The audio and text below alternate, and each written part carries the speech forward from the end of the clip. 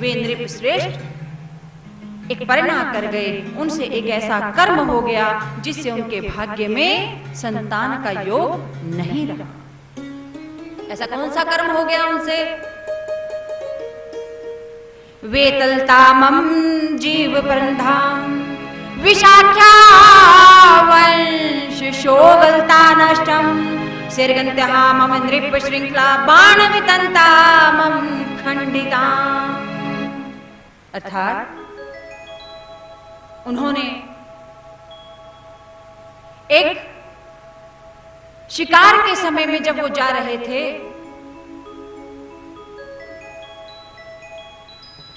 तो वहां पर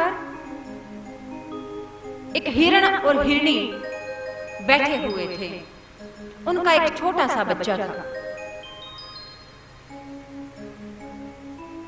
हिरण और हिरणी उस बच्चे के लिए भोजन की तलाश में चले गए और वो छोटा सा हिरणी का बच्चा वहां पेड़ के नीचे बैठा था। और तब राजा ने अपना बाण ताना तो वो किसे जाकर के लगा? बच्चे को जाकर, हिरणी के बच्चे को जाकर के लगा। और हिरणी का बच्चा बिलख बिलख कर रोने लगा और वो क्या कहने लगा? माम सदंता वेदो करना मातृ पितृ सगो सदा विलाक्ता विलाक्ता विलाक्ता देव।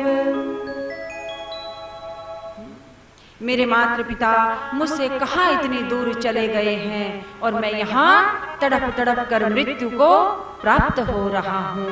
मेरी रक्षा कीजिए, मेरी रक्षा कीजिए, मेरी रक्षा कीजिए। और जब राजा दौड़कर वहां आता है तो वो देखता है कि एक हिरणी का बच्चा तड़प रहा है और उस बच्चे की आवाज सुनकर हिरण और हिरणी दोनों दौड़कर आते हैं। वो देखते हैं कि हमारे बच्चे को किसने बाण से छेदन कर दिया है। तो तब राजा ने स्वीकार किया कि ये दोष मुझसे हुआ, ये दोष मुझसे हुआ। तो तब हिरण और हिरणी वेललता मम कष्ट पीड़ा शोनख्यो जनादि सदा श्राप वितंता देव पर्णा विंतु हरि नाशाय सदा नृप वेदो मम संतानहीनम सौध्यम सौध्यम युगे युगे जन्मो सदंता देव प्रतिपादित ओम युगंताम देव हरे।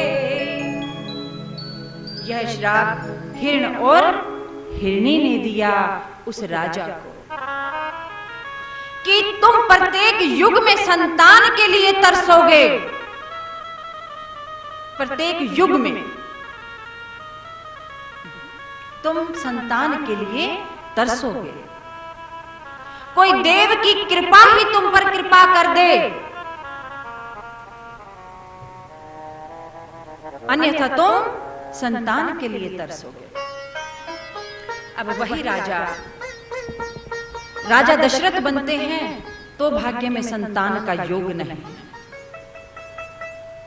अब वही राजा वसुदेव जी हैं तो भाग्य में संतान का योग नहीं है, भाग्य में संतान नहीं है।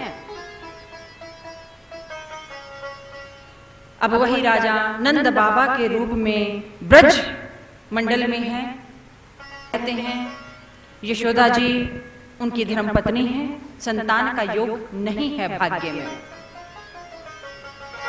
दुख होता है, पीड़ा होती है जब संतान नहीं है। तो एक दिन बहुत से ब्राह्मणों का भोजन था उनके यहाँ, नंद बाबा के घर ब्राह्मणों का भोजन था। नंद बाबा ने, माँ यशोदा ने बहुत श्रद्धा से ब्राह्मणों को भोजन करवाया,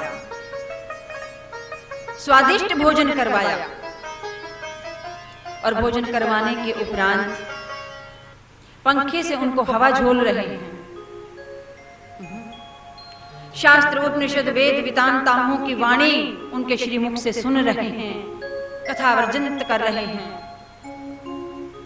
और इसके उपरांत अब नंद बाबा ब्राह्मणों के श्री चरणों में नतमस्तक हो गए और कहने लगे, कृपा से लब ब्राह्मण देवता विलंता नंद विद्य संतानहीनम कृपा दृष्टे देव सदा।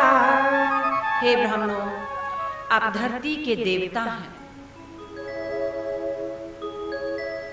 प्रभु की वाणी आपके कंठ में विराजमान रहती है। आप अपने श्री मुख से मेरे भाग्य के लिए कुछ कहिए। यदि आप मुझ पर प्रसन्न हैं तो आप मुझे कुछ कहिए, मेरे लिए कुछ वचन कहिए। सदा ब्राह्मणों को भोजन करवा करके प्रसन्न चित्त उन्हें सुंदर दक्षिणा दे करके उनसे ये सदा प्रार्थना करनी चाहिए कि हे ब्राह्मण देवताओं, हमें शुभ आशीर्वाद दीजिए और हमारे लिए शुभ वचन कहिए। अब नंद बाबा ये प्रार्थना कर रहे हैं, और जब नंद बाबा ने ये प्रार्थना की है तो ब्राह्मणों ने प्रसन्न चित्त होकर के नंद बाबा से कहा, पुत्र विता विश्व सदन अमृत रूपाय नारायण, पुत्र वेदंता मम फलम। ये कह करके उन्होंने एक फल उठाया है और उस फल को माता यशोदा की तरफ करके उनकी झोली में डालते हुए क्या कहा है, पुत्रवती भवा पुत्रवती भवा पुत्रवती भवा देवी, शिलाक्तः यशस्वी सदन दीर्घायुविंतम पुत्र सदा, कीर्तिमान सोदंता सनातन वेतम पुत्र सदा, विशांता है मम शूल शरणा पुत्र युग्जम देव सदा। देवों की कृपा से तुम्हें ऐसे पुत्र की प्राप्ति होगी जो तीनों लोकों में तुम्हारे मातृत्व को सिद्ध कर देगा। पुत्र होना मात्र नहीं, देखिए ब्राह्मणों ने कितना सुंदर वरदान दिया है, कितना सुंदर आशीर्वाद दिया है कि तुम्हें ऐसे पुत्र की प्राप्ति होगी जो तीनों लोकों में तुम्हारे मातृत्व को सिद्ध कर देगा। माता के गर्भ से यदि पुत्र हो जाता है, अर्जंता मम नरक भोगे माता विदंता त्रित जन्म, 3 जन्मों तक माता को नरक भोगना पड़ता है। और यदि ऐसा योग्य पुत्र पैदा हो जाए तो कहते हैं माता को देव भी नमन करते हैं, नमन करने आते हैं। तो ऐसा वरदान दिया। अब ब्राह्मण कह रहे हैं कि हे नंद, तुम्हें पुत्र की प्राप्ति होगी। तो नंद बाबा कहने लगे कि हे ब्राह्मण देवताओं, ये तो नाथ, उस दीनानाथ के हस्त मंजला में है। यदि पुत्री हो गई तो, यदि पुत्री हो गई तो ब्राह्मणों ने मुस्कुराते हुए कहा, नंद श्रीकला कन्या सदंता रतनम विंतम विश्वधरा, विलालतः मम पुत्र रूपाय परिवर्तन देवो सदा। अर्थात हे नंद, यदि तुम्हारी पुत्री भी हो गई तो वह भी पुत्र हो जाएगी, वह भी पुत्र हो जाएगी। देखिए, करते तो प्रभु हैं, ब्राह्मणों की वाणी को सत्य कौन करते हैं? प्रभु करते हैं। जिस क्षण ये वरदान दिया, ब्राह्मणों को ज्ञात नहीं था कि आगे विधि क्या है। ब्राह्मणों ने क्या सोच के कहा था कि तुम्हें ऐसी पुत्री हो जाएगी जो पुत्रों से भी बढ़कर होगी।